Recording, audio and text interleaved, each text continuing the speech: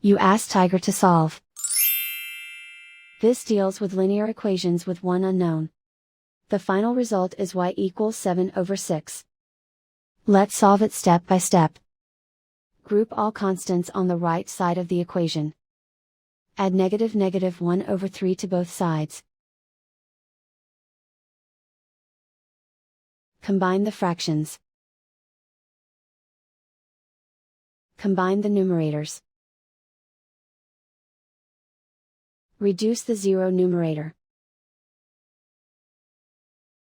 Simplify the arithmetic. Find the lowest common denominator. Multiply the denominators. Multiply the numerators. Combine the fractions.